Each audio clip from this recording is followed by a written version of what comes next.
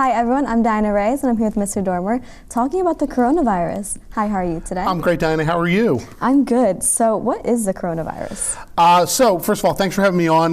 This is such an important topic right now. It's making, obviously local news, national news, and global news. Right. Coronavirus or COVID-19 is a newly identified respiratory illness that started out of the Wuhan province in China and is now starting to impact literally almost hundreds of thousands of people across the globe.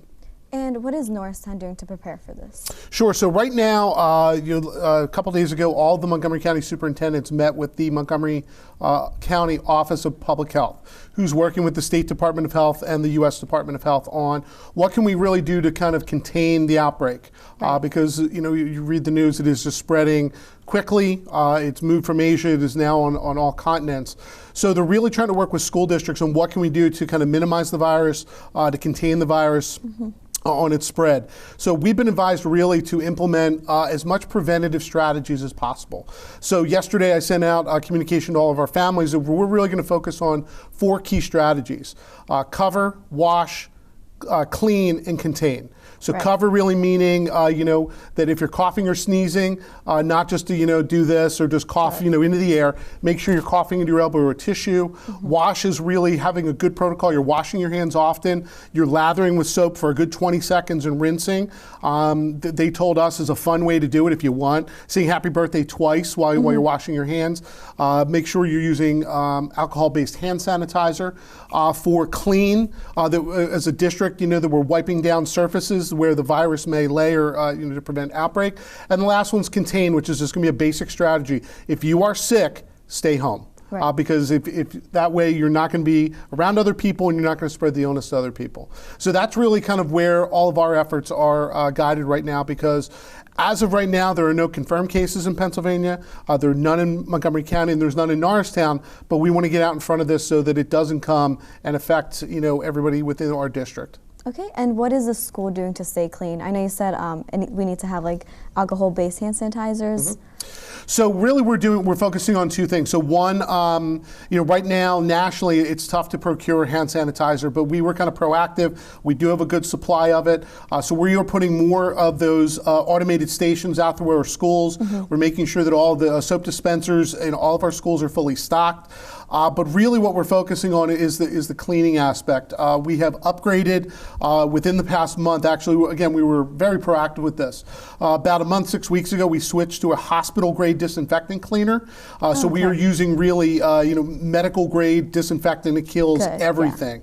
Yeah. And very simply now, instead of just cleaning at the end of the day, multiple times a day, we are wiping down what we're saying are high-traffic or frequently touched surfaces. So we're wiping down water fountains, doorknobs, railings and stairwells, door push plates, everything that would be touches hard surfaces, cafeteria tables. At the end of the day, we're wiping desks down. Right. So again, we're making sure that anywhere where the virus could potentially be transferred, that we are hitting it with disinfectant. We're using the recommendations from the producer with what they call contact time.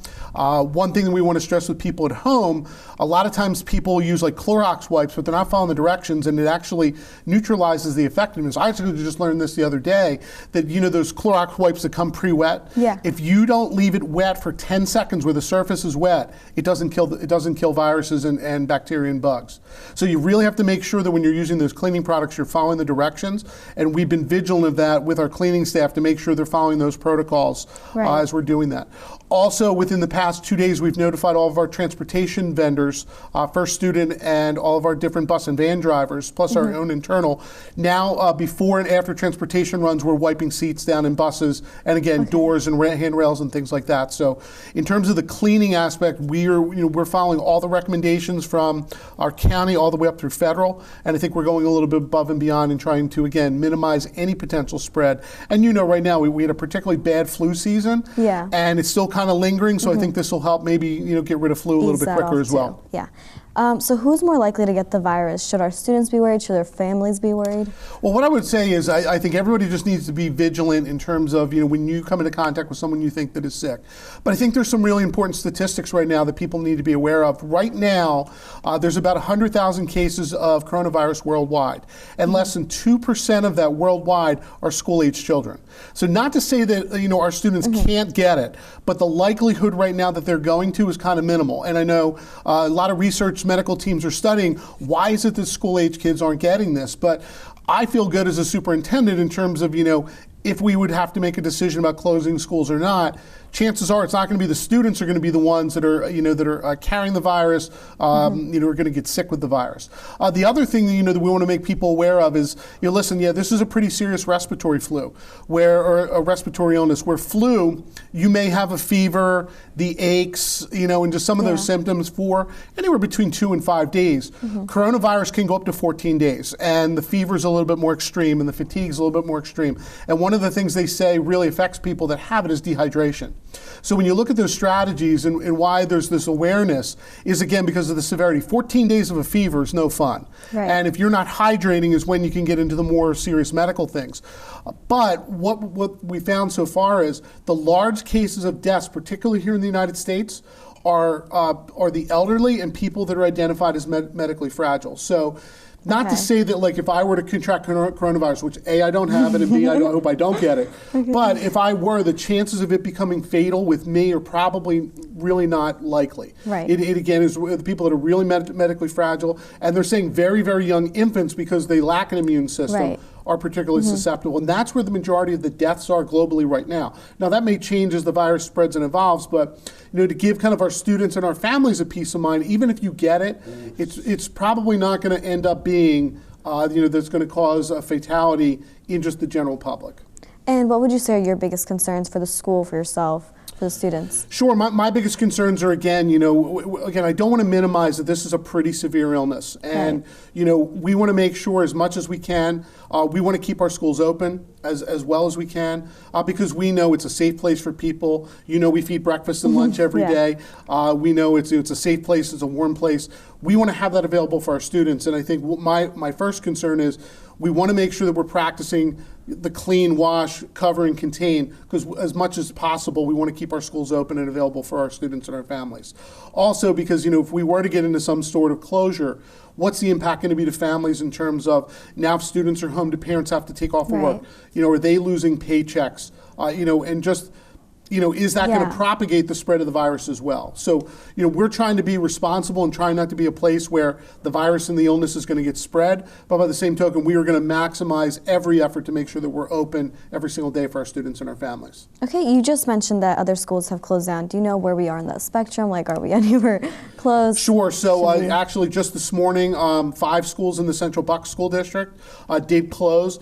Now, again, they were advised by the Pennsylvania Department of Health really out of an abundance of caution to do so. Now, they did so because there was individuals that had direct contact with a confirmed case of coronavirus outside of Pennsylvania. So they wanted to make sure that those people did not become, a site of possible transmission. They're coming in to do a thorough disinfection of their schools. But again, there are no confirmed cases. And really, what is Central Bucks doing? They're just overemphasizing that clean step. They're making sure their surfaces are clean, and they're also maximizing the contain, which is, if they believe someone is sick or you may have that, stay home. Which is really what they're doing. So, it'll be interesting to talk to their superintendent later today and find out what their next steps are going to be. But again, nothing in Norristown right now. We do have to be aware that, a lot of our teachers do live outside of Norristown, and they may become kind of, affected by that if it ends up in their community. But like I said, right now we are stressing, and I know some of our teachers that do live in Central Bucks reached out this morning and said, hey, my kid's school shut down, and can I come to work? And I said, if you weren't directed to self-quarantine, you come to work. Okay. And that's really the direction we're getting from our Department of Health as well. And when you say these schools closed, do you mean for the day, or is there just Right now, as far as we know, it's for the day. Central Bucks notified it was going to be one day so they could go in and do a thorough disinfection of the school, or what they call a deep cleaning. And I think they have every anticipation that they're going to reopen on Monday. Okay, and what should students do in the building to help prevent all this? So very simply, you know, we're going to reiterate, and I know you're going to start seeing posters around the school. Those 4 strategies are huge. Cover, that if you're coughing or sneezing, it's elbow or tissues is going to be a big thing. Wash your hands frequently. It's going to be, you know, lathering, again, making sure you're using the soap, making sure you're using hand sanitizer, and another big thing, if you are sick, stay home. You know, and in most cases, probably right now, it's not the coronavirus, but just in general, I think it helps keep all of our schools healthier if we're keeping flu home, we're keeping common colds home. And again, I think it'll also just make people around the school feel better. Because I already know, you know, we joke even up at the administration building, you see someone coughing, it's like, oh, you know, do you have the coronavirus? Yeah. We don't need that hysteria. You know what? If you're sick, stay home. Yeah. You know, we have protocols for, you know, making up work for absences and things like that. You know, and again, we're most only going to do our part and clean. And listen, if students want to, contribute to the cleaning part, absolutely. I would say one thing specific to Norristown High School, we have our one-to-one initiative. One way to maybe help the transmission of bugs, please don't be sharing your Chromebooks right now. I'm not saying necessarily take the step where you have to wipe it down in between, you know, uses, but if you're using it and just you're using it, yeah, you're not going to be spreading. Okay. Don't be grabbing other people's Chromebooks and using that right now. Just use the devices that are issued to you. Okay, well, that's all I have for you today. Is there anything else you'd like to add? No, like I said, you know, Dan, I appreciate the opportunity to come and talk to you about this. Just so the families are aware, we have posted a lot of information on our website. We are going to continue to have that be updates. I would tell families at this point, the county has told us I'm going to be receiving weekly updates on guidelines for preparedness and for, you know, just the steps to take to hopefully keep our schools open. As we get information, I'm going to continue to be updating that information. I tell parents to expect regular connected phone calls home. And one other thing is, you know, please, if you want to follow social media, I'll be using my Twitter handle at NASD Super, our district Twitter handle at Norristown ASD, and also our Facebook channel will be the official places where, when we need to communicate with parents, we're going to get that information out to them through that way. Okay, well, you guys heard it here from Mr. Dormer. If you need any more information, please be sure to look on the district website. Back to our host.